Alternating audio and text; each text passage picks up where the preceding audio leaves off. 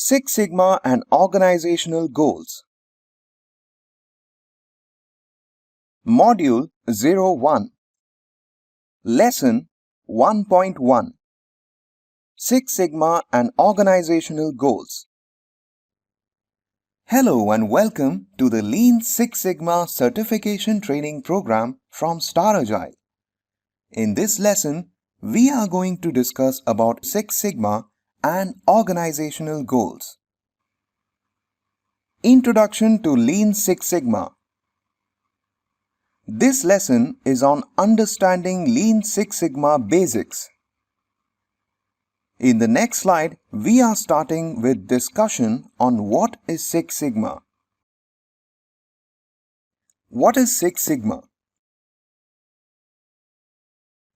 Six Sigma is essentially a systematic approach to process improvement. It uses a standard improvement roadmap plus a collection of tools and techniques, not new ones. Most of the tools are the ones we have been using in the industry. This is fact and data-driven methodology used for improvements. Here, the implementation is with an intention of finding the reasons for and reducing variation and defects in business processes. In principle, it can be applied to any business process, including manufacturing, manufacture, service delivery or information processing, service, and product, service or process design. In the next slide, we are going to discuss on Lean Six Sigma, why it is called Lean Six Sigma. Why Lean Six Sigma? Lean and Six Sigma grew up at very different times and in different nations. Traditionally, they have been seen as totally different and even incompatible with each other. But over the last decade, they have been increasingly seen as complementary to each other. Lean uses mainly very simple tools and techniques and is most effectively learned by short teaching sessions followed immediately by direct application on processes.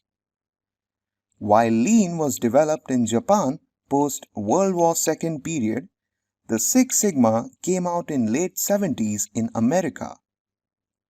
Best part was focus of both was to have consistency in processes and have lesser defects.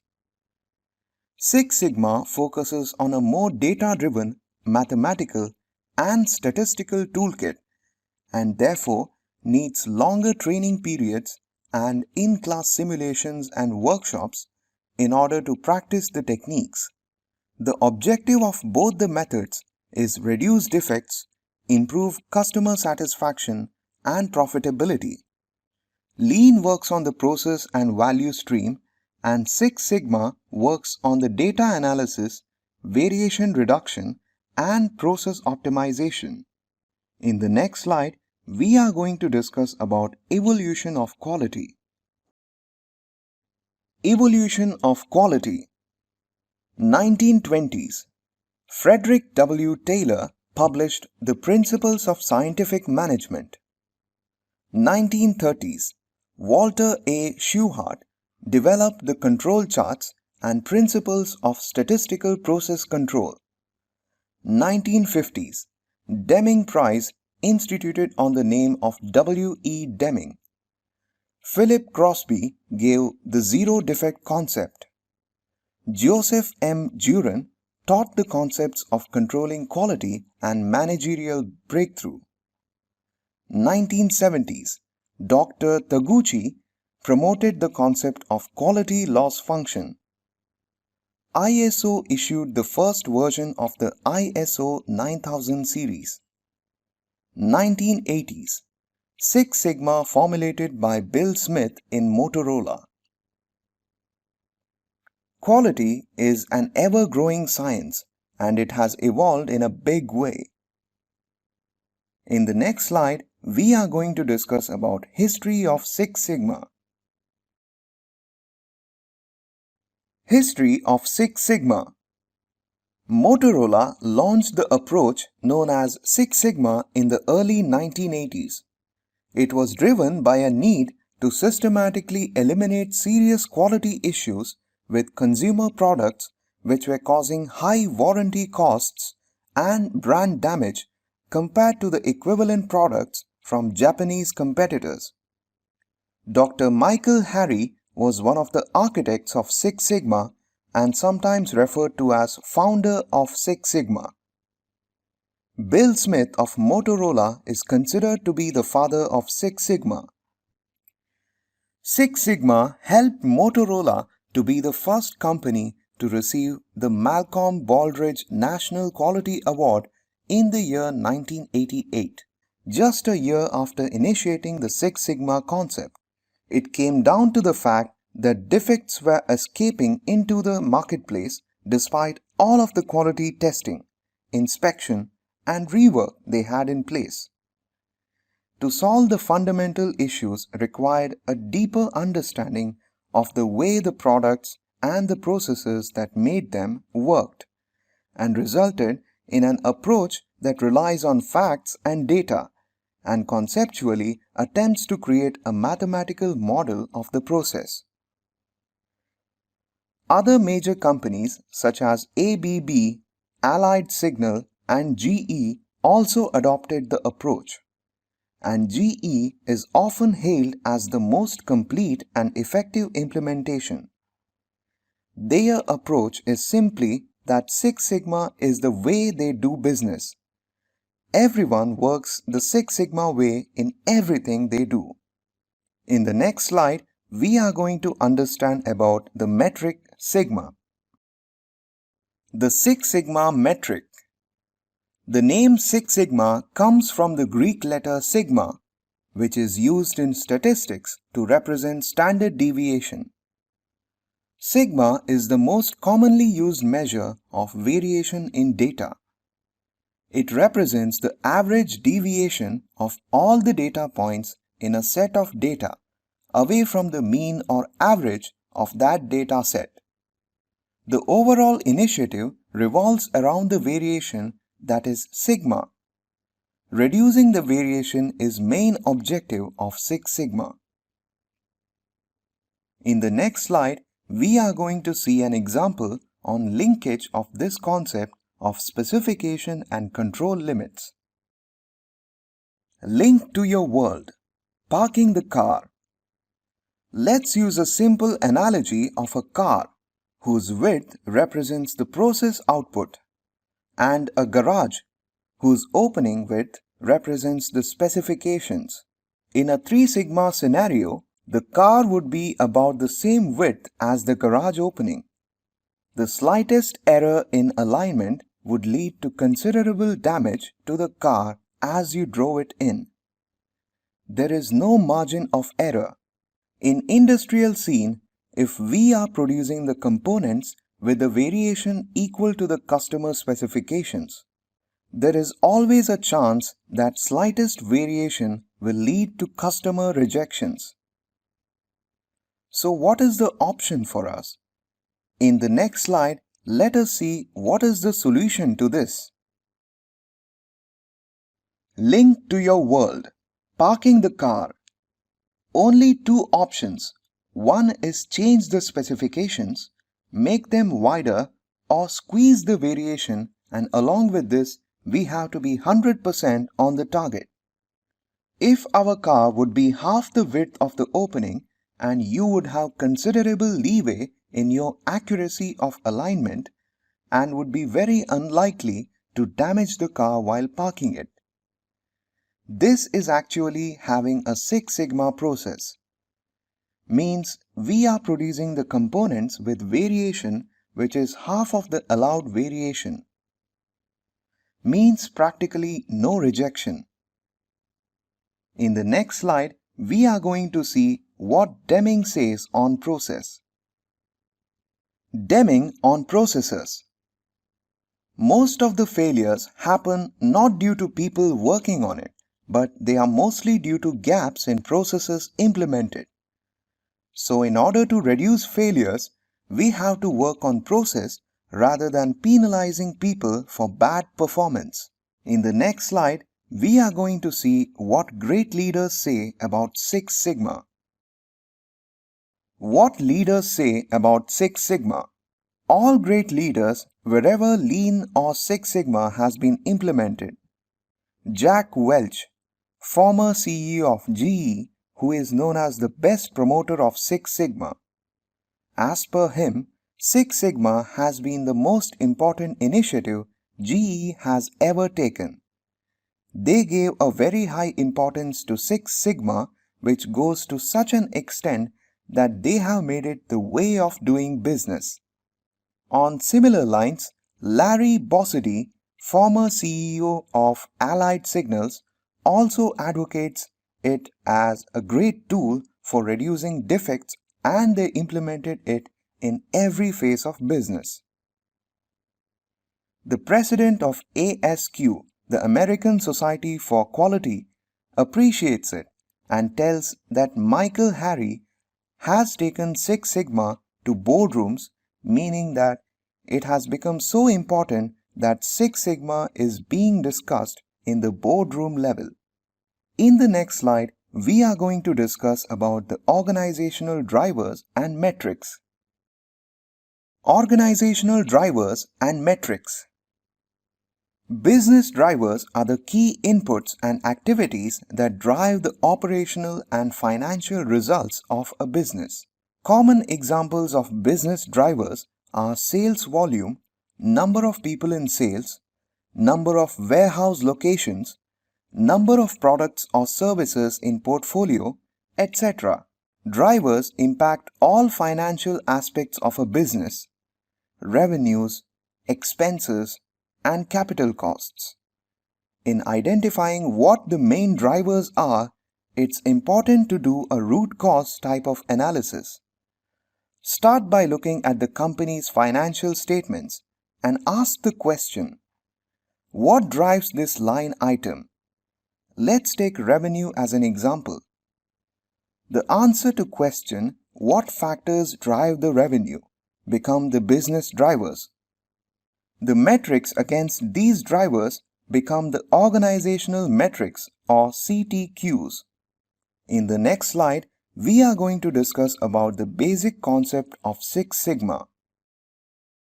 Concept of Six Sigma.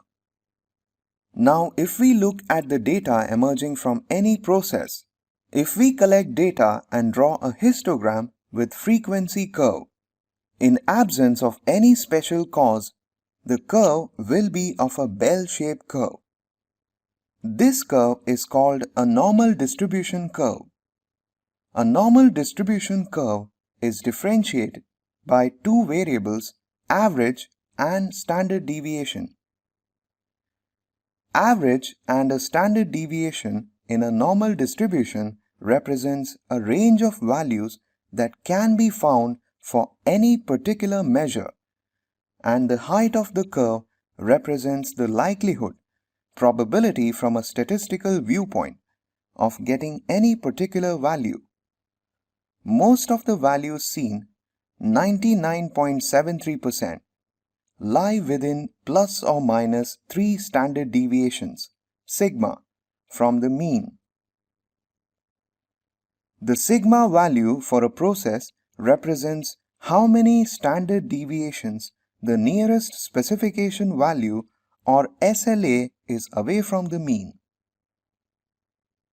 In this picture, the specification limits are both 3 sigma away from the mean. So this would be known as a 3 sigma process. The likely failure rate of this process would be 100 to 99.73% or 0.27%. This is not zero defects. 0.27% of a high volume of consumer products can be very significant.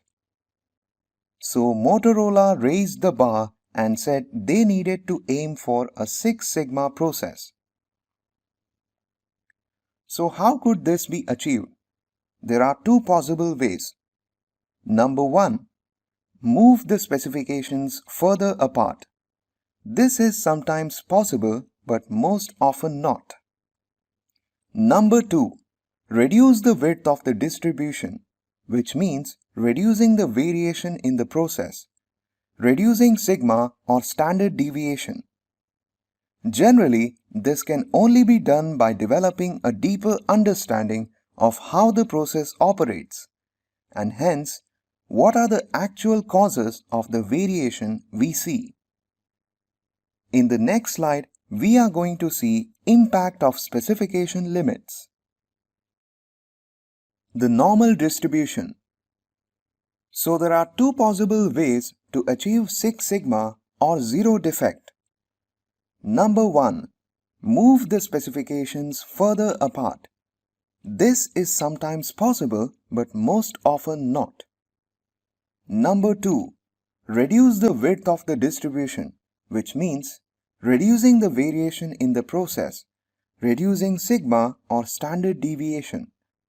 Generally, this can only be done by developing a deeper understanding of how the process operates, and hence, what are the actual causes of the variation we see. In Six Sigma, we work in both directions, i.e., reduce the variation and keep the average on target.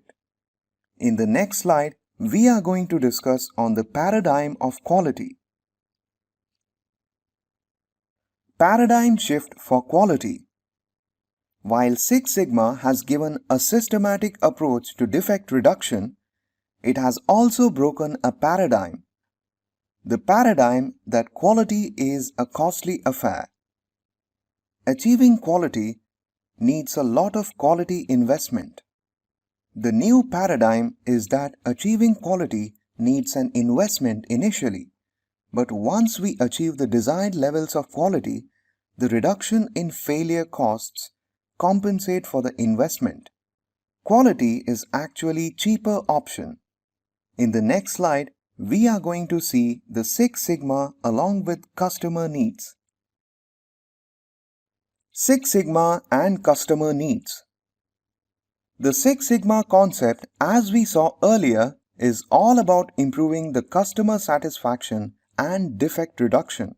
The CTQ, critical to quality, which is important to our customer, is denoted by Y. This is the process output. The process inputs or controls are denoted by X. Six Sigma is focused in finding out this relationship between Y and X. This is depicted by the equation Y is equal to F of x1, x2, x3 and so on. That is, Y is a function of process inputs, i.e. X's. While reducing the variation, focus remains on the target. The holy grail of Six Sigma is to be able to describe all critical product or process outputs in this way, because it opens up the possibility of using many optimization techniques that cannot be used without such a mathematical model. In the next slide, we are going to discuss on the areas where it can be implemented.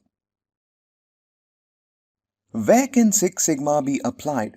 This question of implementation of Six Sigma is very pertinent.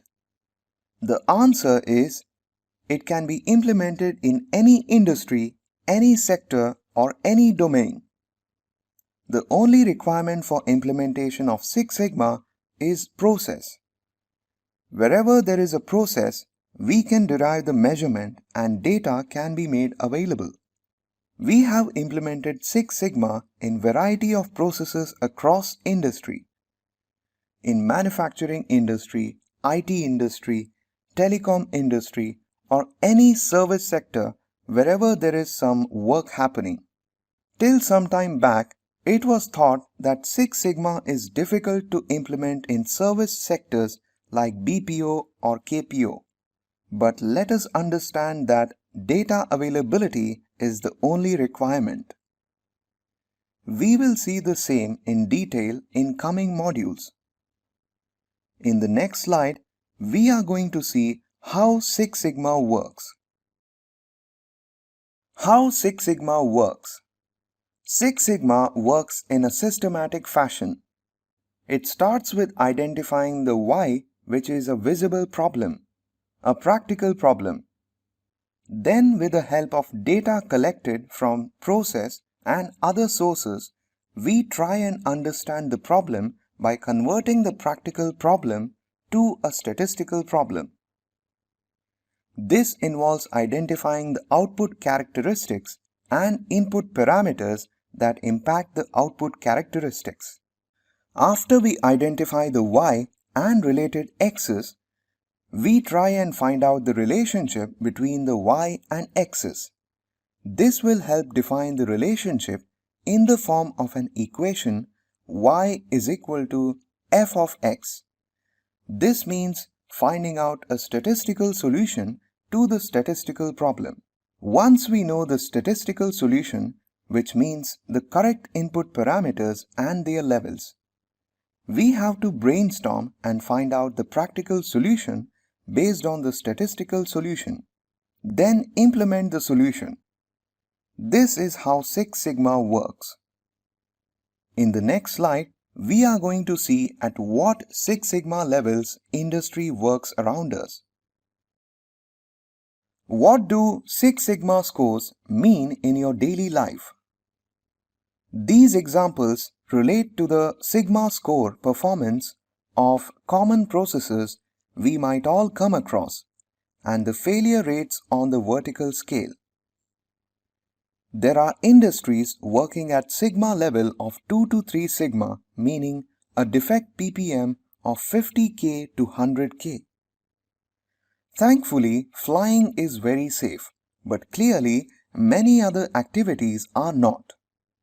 What do you think are the Sigma scores of key process outputs in your business? In the next slide, we are going to see at what Six Sigma is and what it is not. The Six Sigma concept. Please spend some time on this slide. What Six Sigma is and what is not. Six Sigma is a customer-focused methodology. It works on data and all decisions we make in this are based on the data analysis. Prime focus is on reducing variation and build a mathematical model to control the input factors to get the desired output. While Six Sigma is a wonderful methodology, it is like not an end. If medicines from some doctor is not working, we might have to visit another doctor. Likewise, we can try something else for problem resolution. Six Sigma is a methodology for defect reduction and not a solution for scientific knowledge. This needs a lot of discipline and attitude for implementation. Also, Six Sigma is a vehicle for cultural transformation. Overall, Six Sigma is a wonderful methodology. In the next slide, we are going to see few points clarifying the philosophy behind Six Sigma. Six Sigma philosophy. This is the philosophy which needs to be imbibed by all the employees. It clearly boils down to the fact that unless we measure any process or the problem, we will not be able to work for improvement. Data is the real key for implementing Six Sigma. In the next slide, we are going to see Introduction to Lean.